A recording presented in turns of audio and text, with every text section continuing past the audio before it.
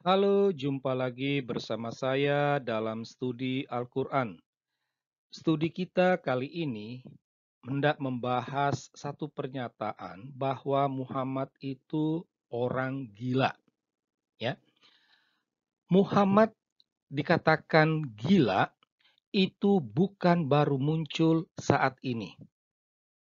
Pernyataan itu sudah ada sejak zaman Muhammad. Untuk membuktikannya, kita akan menampilkan kutipan ayat-ayat Al-Quran. Nah, apa yang ditampilkan ini hanya sebatas beberapa saja. Masih ada ayat-ayat Al-Quran lainnya yang hendak mengatakan bahwa Muhammad itu orang gila.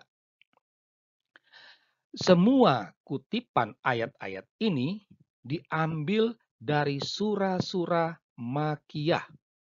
Artinya, kutipan ini, wahyu Allah ini muncul ketika Muhammad masih berada di Mekah. Nah, harus dikatakan, sekalipun Al-Quran itu merupakan wahyu Allah, kutipan-kutipan ini bukanlah wahyu Allah, tetapi Allah mengutip pernyataan orang. Nah, hanya dari sekian kutipan ini, dari 5 kutipan ini, hanya surah ke-34 saja yang jelas menyebutkan identitas, ya, yaitu orang-orang kafir. Tentu orang-orang kafir yang ada di Mekah. Siapa itu tidaklah jelas, ya.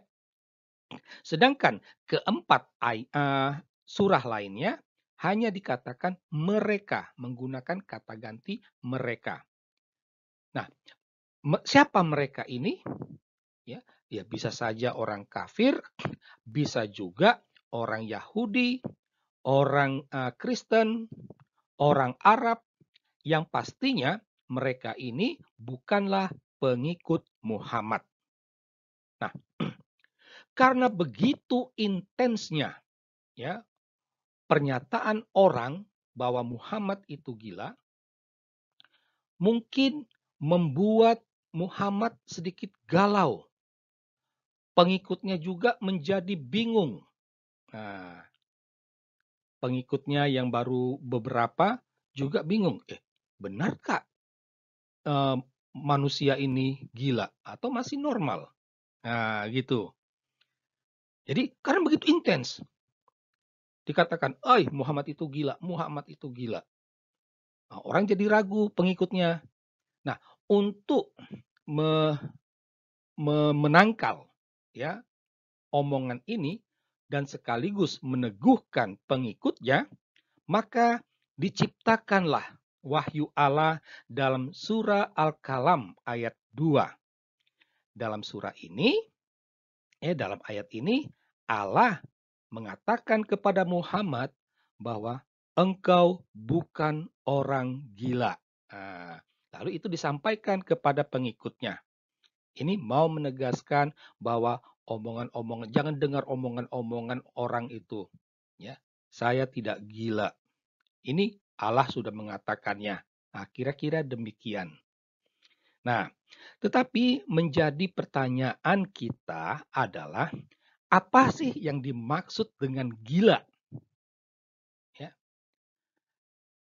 kita dapat memastikan bahwa gila yang diucapkan orang tidak dalam konteks psikologi, ya, ya, karena mungkin waktu itu belum ada ilmu psikologi, ya. Nah, jadi kami coba mereka-reka kira-kira apa makna, apa maksud gila yang disematkan kepada Muhammad ini. Secara sederhana, gila dapat dimengerti sebagai orang yang tidak waras atau aneh, ya. Keanehan, ketidakwarasan itu tampak dari bicaranya, perilakunya yang tak normal, bicaranya tuh tidak jelas, ngawur, ya, tidak sesuai dengan fakta itu. Nah, inilah mungkin kira-kira apa deskripsi dari gila, kata gila yang disematkan kepada Muhammad. Nah, pertanyaan lanjutnya, adakah indikasi ketidakwarasan, keanehan Muhammad tersebut sehingga banyak orang di Mekah mengatakan dia itu gila?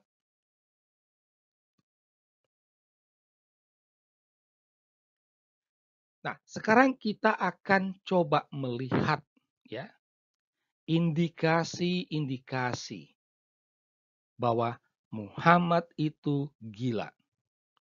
Kita tidak mengarang-ngarang. Kita tetap merujuk pada Al-Qur'an, ya. Nah, pada poin pertama dapat dikatakan indikasi yang pertama itu adalah klaim Muhammad sebagai nabi. Dia mengatakan ya dengan mengatasnamakan wahyu Allah bahwa kenabiannya disebut dalam Al-Qur'an dalam Taurat dan Injil. Tentu bagi orang Yahudi dan orang Kristen ini ngawur. Ya, omongan ini ngawur, tidak sesuai dengan fakta, ya. Itu. Ini sudah ada gejala narsis. Ya, seperti itu. Jadi salah satu alasan mengapa orang Kristen dan orang Yahudi menolak Muhammad sebagai nabi ya karena itu. Ya. Dikatakan bahwa kenabiannya itu ada dalam Taurat dan Injil. Itu kan omong kosong, ngawur. Ngomongnya tidak benar. Nah, itu poin pertama. Indikasi yang kedua, ada wahyu Allah yang dijadikan sebagai ajaran Muhammad bahwa suami boleh bersetubuh dengan hambanya. Ya, setidaknya ada 2 surah yang mengatakan hal tersebut. Ya, ini bagi orang Kristen, orang Yahudi, ini betul-betul orang gila ini. Masa Allah menyampaikan seperti itu? Tapi mungkin bagi orang Arab, wah senang. Oh berarti saya bisa bersetubuh dengan pembantu saya ini. Ini. Tapi bagi orang Yahudi dan Kristen, ini tidak masuk akal, tidak waras. Indikasi yang ketiga, ada wahyu Allah yang dikatakan Muhammad bahwa boleh membunuh dengan alasan yang benar. Nah, ini juga membingungkan, tidak masuk akal, omong ngawur. Ya.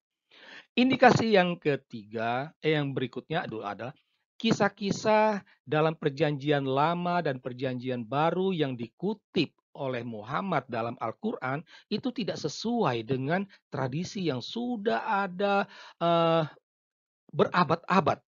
Ya. Misalnya, dikatakan bahwa Adam, Hawa, setan dan iblis itu ada di surga. Nah, ini kan ngawur. Surga itu tempat orang yang baik yang takwa kepada Tuhan, kok setan juga ada di sana? Nah, ini kan omongan gila itu. Nah, atau contoh lainnya itu Karen Armstrong dalam bukunya Sejarah Tuhan menyebut bahwa urutan nabi-nabi yang ada dalam Al-Quran itu tidak kronologis. Ya. Baru setelah Muhammad berada di Mekah, urutan nabi-nabi itu mulai sesuai. Karena Muhammad belajar kepada orang-orang Kristen di Madinah. Ya. Contoh lain, korban Abraham dikatakan Ismail. Ini kan ngacau. Contoh lain misalnya Maria dikatakan melahirkan di bawah pohon kurma. Nah ini orang Yahudi, orang Kristen taunya ya di Bethlehem. Ada catatan sejarahnya. Nah, ini kan artinya ngawur ngomongnya, tidak sesuai dengan fakta, ya. Indikasi yang berikutnya itu pemakaian kata ganti Allah, ya. Di mana ketika Muhammad mewartakan dengan menggunakan kata ganti Allah, itu seringkali berubah-ubah dan tidak sesuai dengan kaidah bahasa. Harap diingat, orang Yahudi dan orang Kristen yang ada di Mekah maupun di Madinah bukanlah orang bodoh, tidak seperti orang Arab, para pengikut Muhammad, ya, sehingga mudah dibodoh-bodohi. Nah, jadi kata ganti yang digunakan itu kadang aku, kadang dia, kadang kami, kadang engkau. Nah, ini aneh, ya. Nah, semua ini membuat orang-orang di Mekah mengatakan kalau Muhammad itu gila. Dan konsekuensi lanjutnya adalah mereka mengatakan bahwa Al-Quran itu merupakan rekayasa atau kebohongan Muhammad. Demikianlah studi kita tentang pernyataan Muhammad itu gila. Sekian dan terima kasih.